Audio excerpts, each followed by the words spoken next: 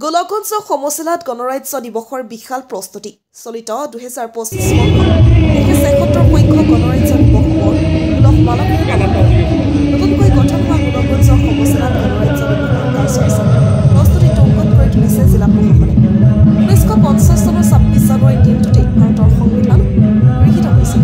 উল্লেখ্য যে 2025 বৰ্ষৰ গণৰাজ্য দিৱসৰ মূল বিষয়বস্তু হৈছে সোণালী ভাৰত ঐতিহ্য আৰু উন্নয়ন।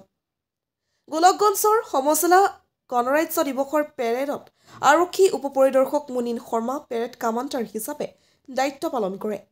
গোলকগঞ্জৰ মিনি ষ্টেডিয়ামত ধুবুৰী জিলা আৰক্ষী গোলকগঞ্জৰ সমজিলা আয়ুক্ত জগদীশ ব্ৰহ্মৰ লগতে ৰাজচক্ৰ বিষয়া জাহ্নৱী সোণোৱাল অতিৰিক্ত আৰক্ষী অধীক্ষক কৰবী বনিয়া ইতিমধ্যে গণৰাজ্য দিৱসৰ পেৰেডত অংশগ্ৰহণ কৰে। বিভিন্ন বিদ্যালয় চিলাৰায় মহাবিদ্যালয়ৰ NCC পেৰেড অনুশীলনৰ লগতে দেশভক্তিমূলক গীত আৰু নৃত্য প্ৰদৰ্শন কৰিছে। সমান্তৰালকৈ গোলকগঞ্জ সমজিলা আয়ুক্ত জগদীশ ব্ৰহ্ম গণৰাজ্য দিৱসৰ কাৰ্যসূচীৰ সফল ৰূপায়ণত যাতে কোনো ধৰণৰ বাধা নাথাকে তাৰ বাবে যাৱতীয় প্ৰস্তুতি সম্পন্ন কৰিবলৈ প্ৰতিটো বিভাগক নিজ নিজ দায়িত্ব পালন কৰিছে। গোলকগঞ্জৰ পৰা তপনৰা report North East Frontier news.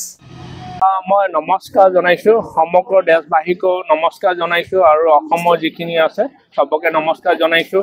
আমি জানো যে আজি গণৰাজ্য দিৱস, আজি আমি সম জিলা হিচাপে প্ৰথম গোলকগঞ্জত ইয়াত পাতিছোঁ আমি আৰু ইয়াত পাব্লিকৰ বহুত ছাপৰ্ট পাইছোঁ।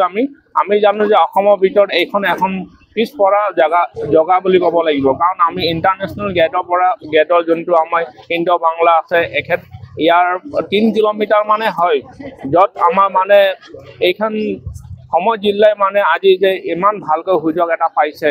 আৰু এই সম জিলাৰ কাৰণে আমি প্ৰথমতে আমাৰ চিফ মিনিষ্টাৰ আৰু প্ৰধানমন্ত্ৰীক আমি শুভেচ্ছা জনাব লাগিব যে আমাৰ ইয়াত এটা এনে ছেটআপ বহা হৈছে যোনটো সম জিলাৰ দ্বাৰা আমি আমাৰ ওচৰত মানুহখিনিক মানে ৰাজ্যসকলক সুবিধা দিব পাৰোঁ আৰু আগন্তুক দিনতে যাতে আমাৰ ইয়াত ভালে কুশলে সেনেকৈ প্ৰগ্ৰাম গণৰাজ্য দিৱস আৰু বেলেগ ডেভেলপমেণ্টেল কাম হৈ থাকিব।